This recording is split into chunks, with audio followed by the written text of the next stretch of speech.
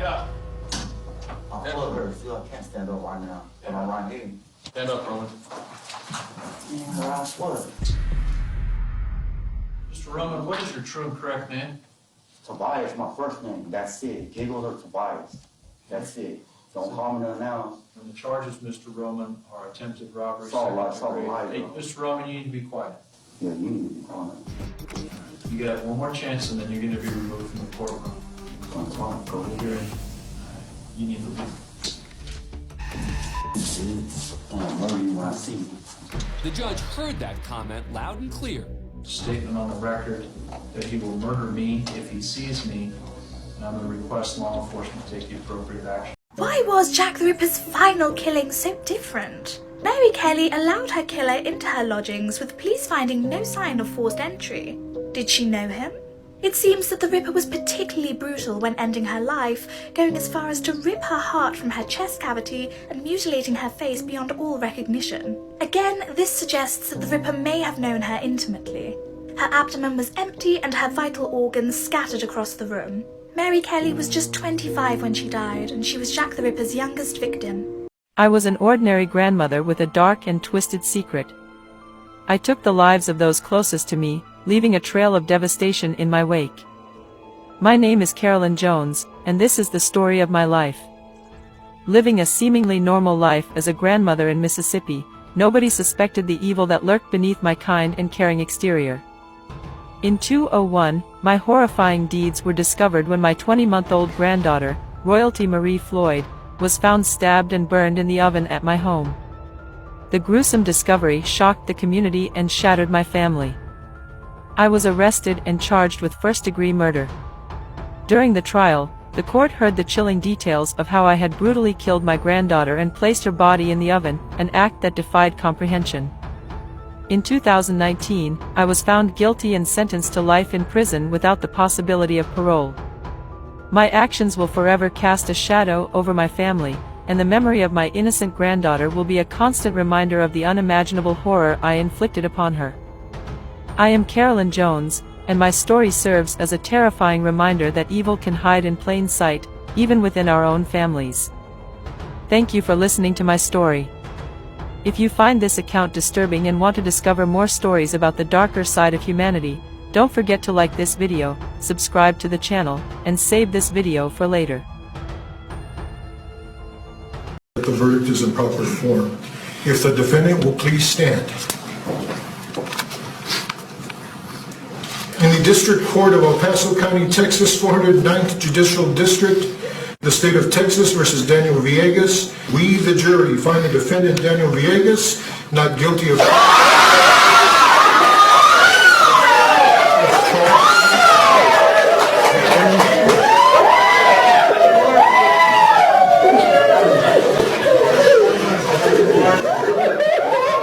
Mr. Villegas, you have been under many conditions in this court. You are no longer under any conditions in this court. You are free to leave. Good luck to you, sir.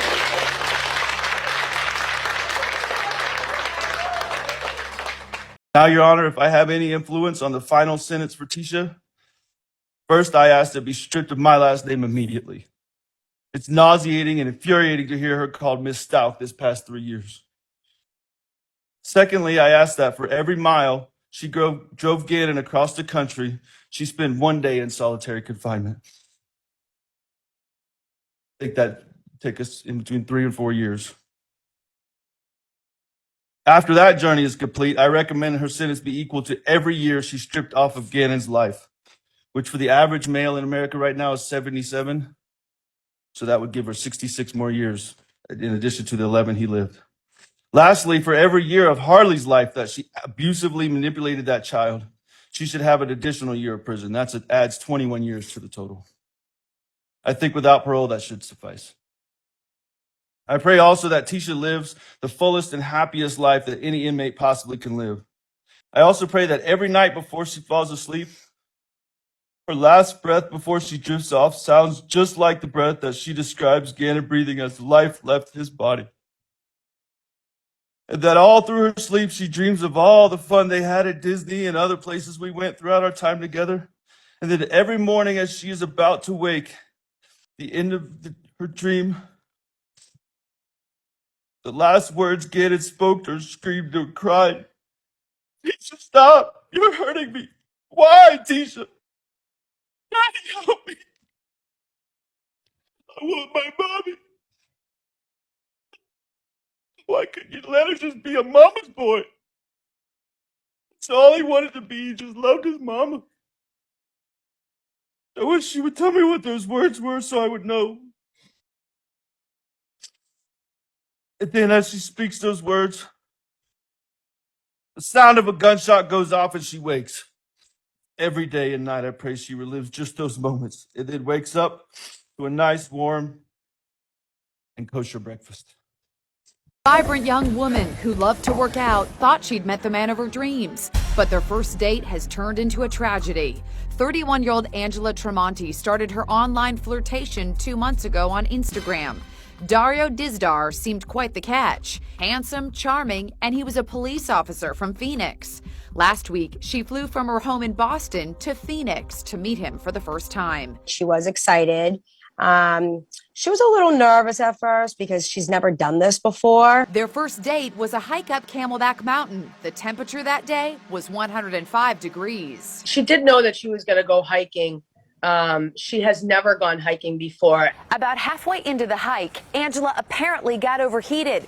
Now, this is where the incident is raising all sorts of questions. Angela headed back to the car, but he didn't go with her. Instead, he continued with the hike. She never made it. She collapsed, apparently from heat exhaustion. Search teams found Angela's body near a home off the trail, where it's believed she went to get help. You can see Dizdar at the scene where she was found. Her friends back in Boston are devastated. Anyone would have walked back down that mountain if they saw that the person that they were with was in distress, wasn't feeling well. You just don't let them walk down alone. Authorities don't suspect foul play, but Dizdar has taken a leave of absence. Angela's friends want answers. You enter together, you're supposed to end it together. That's it. Update in the Texas Allen shooting at an outlet mall. My name is Jonathan Boyd. I'm the fire chief for the Allen Fire Department. I'm going to speak to the medical part of our response. When we received the call, we activated our active attack integrated response. Our rescue task force teams found 7 deceased individuals on scene. We transported 9 individuals to the hospital, to area trauma facilities. Of those that we transported, 2 have since died, 3 are in critical surgery, and 4 are stable. I'll now turn it over to Police Chief Harvey. I'm Harvey, the Chief of Police in Allen, and we're all saddened by this event today, this tragic event today. At 3:36, our officer was at Allen Premium Outlets on an unrelated call. He heard gunshots, located the gunshot, located the shooter, neutralized the shooter, neutralized the threat. We believe at this point that the shooter acted alone. We are asking for the public's help. If you are a witness, if you have any video, please call 1-800-CALL-FBI, 1-800-CALL-FBI. This is an ongoing, active investigation. We've had tremendous local, county, and state and federal support, and we appreciate that.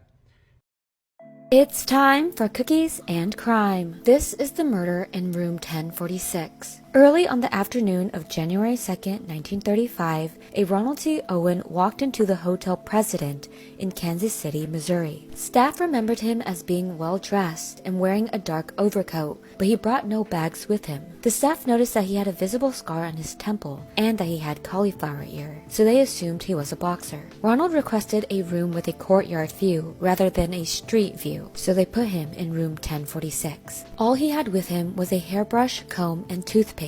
On several occasions, Mary Sopdick, one of the hotel maids, would come by to clean the room. Ronald told her that she can still clean while he's there. She noticed that all the windows were covered and only one dim lamp was on.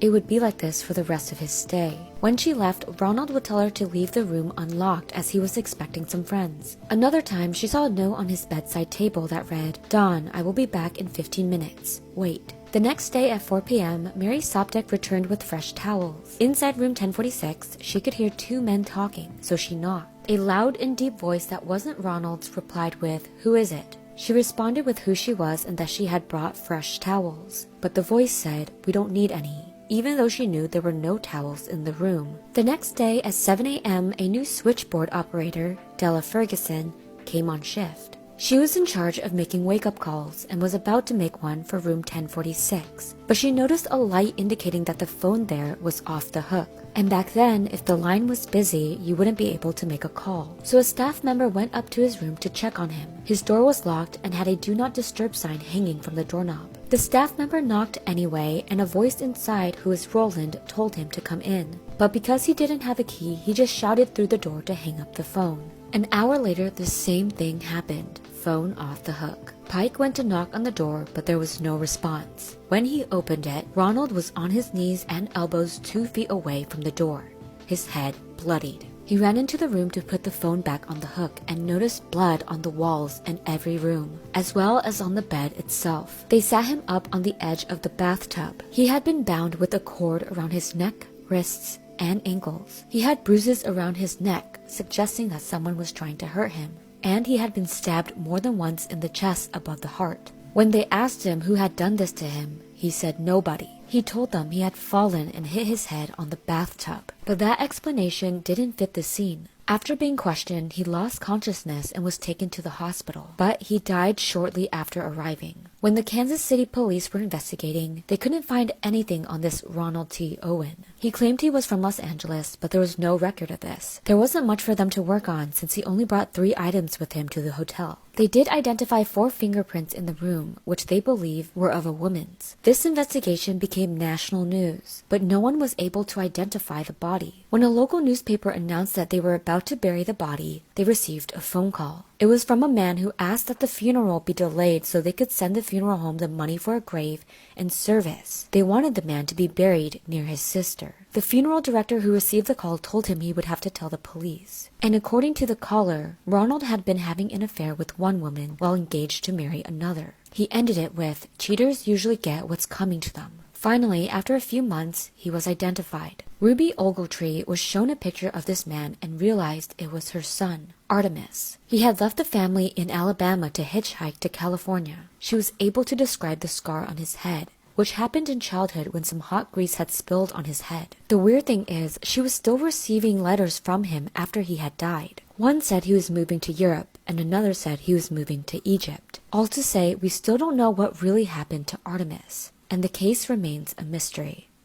So an update in Brownsville, Texas, where there were multiple migrants ran over by this man named George Alvarez. Here's the press conference about what they have to say and the charges that he will be facing. As Chief of Police for the Brownsville Police Department, Felix, F-E-L-I-X, Sauceda, S-A-U-C-E-D-A, Brownsville, Texas. And I am here to deliver a brief on the tragic event that took place within our city yesterday. Since the investigation is ongoing, our objective is to provide you a better understanding about what occurred as we currently understand it. Yesterday morning at 8:29 a.m., we received multiple calls for service in regards to a major crash on the 600 block of Minnesota Road. Upon arrival, officers found multiple casualties and several injured. Officers also found a gray SUV with heavy damage and a driver on scene. Through the investigation, it was found that the SUV ran a red light, lost control, flipped on its side, and struck a total of 18 individuals. It was further found that there were 6 fatalities on scene and 12 critically injured. From then and now, fatalities have grown to 8. Investigation also revealed that the driver of the vehicle, later identified as George Alvarez, November 9th, 1988, had attempted to flee the scene after impact, but was held down by several individuals on scene. Investigation also revealed that the driver of the vehicle, George Alvarez, is a Brownsville local with an extensive rap sheet. He has been formally charged and arraigned with 8 counts of manslaughter, 10 counts of aggravated assault with a deadly weapon. He has received bonds totaling $3.6 million, and we have his picture and record of various previous arrests. Have you guys ever heard of Vincent Brothers, the man who unalived his whole family in Bakersfield, California? Well, this man was my principal at Fremont Elementary, and I'm going to give you guys a quick rundown on what happened. Guys, before we get into this video, fair warning, it's gruesome what this man did to his family. This was his wife Joni behind me, and his daughter Lindsay. Here's another picture of his daughter Lindsay and his son Marquise. This image behind me was Ernestine Harper, Joni's mother. Now let's cut to the clips. On July 10, 2003, after calls from friends went unanswered, police was called to the house of Vincent and Joni Brothers in Bakersfield, California. The couple lived there with their 3 children and Vincent's mother-in-law, Ernestine Harper. What police found was a house of horrors. First, police found Ernestine. She had been shot twice in the face at close range and was laying in the hallway near her bedroom. In another bedroom, police found the bodies of Joni and the children, still laying in the same spots they had lain Sunday to nap after church. Joni was found face down on her bed, dead from several bullet and stab wounds to her head, chest and back. Lindsay lay on her left side at the foot of the bed in her little blue dress. She had been killed with a single gunshot wound to the back. Marks was beside his mother on the bed, and was covered by a sheet. Police theorize that he awakened before the murders. He was found with his eyes open and a gunshot wound to the right side of the head. Authorities say he had been so frightened immediately before his death, that he had bitten his right hand down to the bone. Marshall was thought to be missing, but after a search, he was found under a pillow near his mother. He had been shot in the back, just as his sister had. Police tracked down Vincent Brothers at his mother's home in North Carolina and broke the news about his family's murders. So pretty much what they're saying is that he went out of town to go visit his family, went to visit his mother in North Carolina, but also saw his brother in Ohio, where he rented a vehicle, drove it all the way from Ohio back to Bakersfield, California, where he unalived his whole family on a Sunday afternoon. It gets crazier, guys. How they actually catch him is unbelievable. Forensic files, scientists, and all that shit, this is what it comes down to. Watch this. Rental records for the car Vincent rented in Ohio showed that he put 5,400 miles on it, which was more than enough to travel from Ohio to California and back. In addition, entomologists who examined the car found bug parts from species only found west of the Rocky Mountains. So when they found that insect that only lives in the west of the Rocky Mountains inside the radiator of the vehicle, that's what finalized his guilt and got him sent to San Quentin on death row. If you want more, like and share. On March 29, 1987, the crew of the Lady G, a pleasure yacht which had been sailing up towards Darwin, was instead headed inland to a waterfall known as King's Cascade on the Prince Regent River in Australia. They were just going to check out this waterfall, taking a break for the day, just going to relax. They were going to do some hiking and some sunbathing. Once they got to the waterfall, the captain of the vessel, a man named Bruce Fitzpatrick, asked the crew, now that we're here, who wants to go do this cool hike with me up to the top of the waterfall? You know, it's a pretty cool view up there.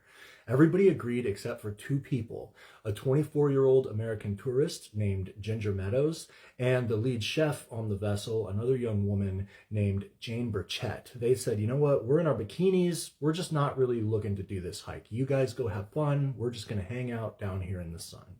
So Bruce says, okay, and he heads up to the top of the waterfall. When he gets there, he looks over the edge and he's horrified by what he sees. Ginger and Jane are now in the water. They've decided to go swimming, something that he specifically told them not to do. In fact, he said, and I quote, "Don't even dip a toe in that water." And the reason he said that to them is because what was now swimming just a few meters away from them, creeping up on them. And that was a 4-meter long, or just over 13-foot long, saltwater crocodile. So he starts screaming at them to get out of the water now. But they cannot get back to the boat. They're too far away. They're frantically swimming away now that they hear him and see this crocodile, and they swim up to the rock face of this waterfall. So they're kind of under the waterfall, but they've got nowhere to go now. They're standing on this kind of little ledge, but the ledge is under the water deep enough to where they're still waist deep in the water. Jane, she's screaming, waving her arms as this crocodile just slowly swims right up to them and then is just staring at them. She rips off one of her shoes, throws it at this crocodile's head, and the crocodile goes underwater again, right in front of them. But now they can't see it. The water's flooded, it's all brown, they can't see it at all. Ginger just looks over at Jane and says, "What do we do now?" But before Jane can even respond, Ginger makes the decision to dive back into the deeper water and try and make it to a higher ledge and get out of the water. But she doesn't even make it a couple feet. She takes 2 strokes and this massive crocodile comes bursting out, grabs her by the hips and the upper thigh, and just drags her immediately under the water. That stays that way for about 2 seconds until the crocodile comes bursting back out with Ginger still in its mouth, and Jane and Ginger make eye contact. And Jane said Ginger did not look like she was in pain. She just had this super surprised look on her face. And then the crocodile takes her back down and they never see her again. Her body was recovered the next day by authorities. It would have been her 25th birthday. Breaking news, a doctor in Brazil is being investigated for ripping the head off of a child that he was delivering. It is being reported that the father stated that the doctor just climbed onto the mother's belly while trying to deliver the baby and started pulling on the baby's head to try to get the baby out of the woman, and that's whenever he pulled the child's head off. The family said a hospital social worker told them that the facility would cover the burial costs, but only if they agreed to sign a waiver that the autopsy had already been performed and that it would not be forwarded to the Legal Medical Institute for further analysis. This is absolutely heartbreaking. Prayers to the family. For an author who wrote a children's book about the loss of her husband. The comments on Amazon praised her for helping other families handle grief. Well, now she is under arrest, charged with murdering the husband she paid tribute to in that book. Here's Ann Mercogliano.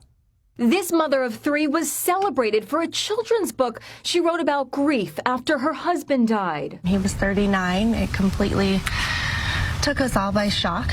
But now a bombshell new chapter. She's accused of murdering him. Kuri Richins told authorities she found her 39-year-old husband, Eric, cold to the touch on the floor in their bedroom. The newly widowed mom posted this tribute video to her husband on Facebook. "Life is just so damn hard without you here," she writes. Then she published this book teaching kids how to deal with grief. She titled it, "Are You With Me?" It features an image of her smiling husband in the clouds with angel wings and a halo. It's dedicated to my amazing husband and a wonderful father. Dad is still here. It's just in a different way. 33-year-old Richins was interviewed about her book by KTVX in Salt Lake City. My kids and I kind of wrote this book on the different emotions and grieving processes that we've experienced. Her book gets 5-star reviews on Amazon. Very well written and from the heart. Thank you, Corey, for writing a book that helps young minds understand that spirits of our loved ones are around us always. But in a stunning development, Kuri Richins was just arrested in her husband's death. Authorities say they found 5 times the lethal dose of fentanyl in his body. She allegedly asked an acquaintance for pills so strong she called it the Michael Jackson stuff. Court documents say 3 weeks before he died, Eric Richins had gotten very ill after a Valentine's Day dinner with his wife. Eric told a friend that he thought his wife was trying to poison him. The doctor. You know when I feel ignored, then I want you more, so I can't lose all my composure. We play love like